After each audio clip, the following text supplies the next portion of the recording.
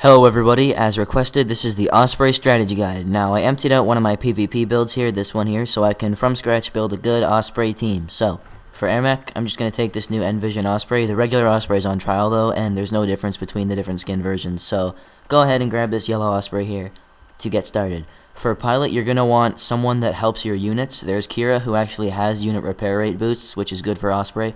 There's Samson, who basically these two pilots, Husky and Samson, they do the same things. They both give plus 5% unit armor and unit damage, but Samson gives plus 10% unit cap, which is population cap, how many you can have on the field at once, and Husky gives radar vision and that unit cap too. 50 units is a lot of units, you usually don't need more, so of these two, I would pick Husky because Samson loses 20% ground speed and 10% Airmech attack power. Husky loses no ground speed, and he loses some Airmech armor, but you're playing Osprey, so realistically you're not going to get killed. Because Osprey is the second toughest Osprey is the second toughest Airmech, and the second slowest Airmech, but also has the highest carry capacity, which is why unit power is really important for Osprey, because you're going to be playing a game where you, by and large, just heal and carry things around. So, for an item, since it is unit-based, I would go for probably Chimney's Tooth, because it ups your build speed. Don't need any cosmetic things.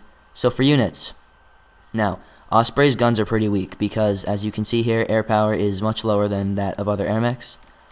So having strong AA is really, really important, and Seekers are probably the best anti-air unit, because even though they don't deal instant damage like the Hat does, they chase enemies away, and the enemy has to move or they will get destroyed at pretty much until level 6 that'll happen, because Seekers wreck everything.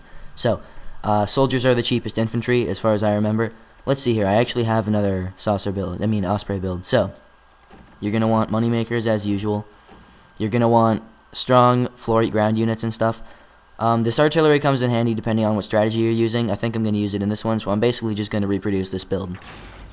So I've gone into the game menu here. Instead of taking these ratchets, I actually took heavy mines instead, because you are the healer, so you probably won't need ratchets. And heavy mines are good for busting rushes, which Ospreys aren't, because once again, their guns are pretty weak. So, start the simple game. What you want to do to start is build up your moneymakers as usual, and then we will go from there. So what I've done here is I've built enough soldiers to capture this post, and I've put 2 fighting units in my queue, the Gemini that I have there and the Grinder, which I'm going to take over here to this bridge, because what the Osprey does is he's kind of like a mobile outpost because he can heal. You don't have to keep carrying units back and forth to do things. So you're going to use these guys as cover. Well, you just blow stuff up. This is an AI match. People won't usually just blindly send tanks into the fray like this, so every single one of these enemies is going to be shooting at you. So, what you do, you kill everything here, you clear out mid as fast as you can, and you take it, because map control is victory, especially when it's a units game, because the ability to build these units is bolstered by having factories. As many factories as you can. Those let you build units faster. So now that I've leveled up, I unlock this. Here I am healing my units. Now, it used to be 2 separate powers, where your ground healing and your air healing, whoops, I forgot to take that. Gonna put some soldiers in. Actually, I'll use these creeps. So anyway, it used to be where you had to upgrade ground healing and air healing separately, but that's changed now, because they replaced one of them with armor, and just made it so that by upgrading one, you could heal on the ground and in the air. I'm just gonna, plop these 2 down here, they'll go do whatever it is they do. So, I have lots of money now, build Geminis. And also move these Geminis up here where they can continue dealing damage. Now I can actually heal that thing from over my outpost.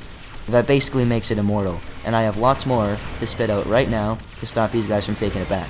Basically what I'm trying to say is that the Osprey is, as I said, a mobile outpost. He heals everything. He can get on the ground and do it, he can take cover behind guys, and his guns, while not totally effective, they're good for killing little guys that come along, and stragglers and stuff. So, just going to keep upgrading the ability to heal. Armor's pretty important too. I'm not really using carrying capacity right now. I'm basically advancing up the field and building as many things as I can. Also, I think I just buried that tank and now it's going to explode. Yep. That's a glitch. Ladies and gentlemen, that's a glitch. So I've gone up here, and using the factory that is mid, I've built enough troops to hold this post. Now this is a pretty good defense. You can see the enemies piling up back there. No real player does that. That's just a bot thing. They can't really do anything, so I'll just kill them. Basically what it is enemies will try to keep posts from you. Ospreys have the choice to, the ability to drop units off and then not have to worry about them dying, because once again, they can just go over and heal them all up.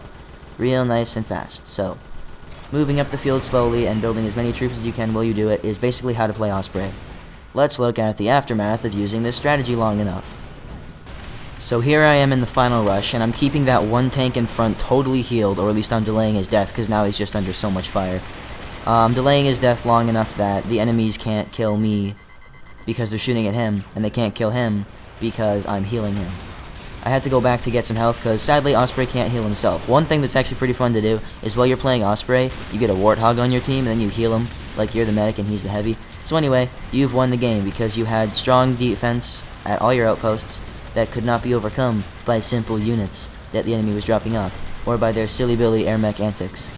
So, as you may have noticed, the Osprey is not particularly gimmicky. He doesn't have some one-shot strategy that wins all games, and there aren't a whole lot of holes in his own abilities that the enemy can exploit. I'd say his biggest upside is that he is a moving wall. He can carry units up the field with him and make small placements that the enemy can't bust, because the Osprey can once again stay there for a long time, surrounded by strong units that keep him safe while he keeps them vitus, and other words that aren't real. You know, nice and tough, with good guns. The item that you choose can help you stay out in the field longer with, say, this auto repair bot, or help you build those units that will keep you safe faster with Chimney's Tooth.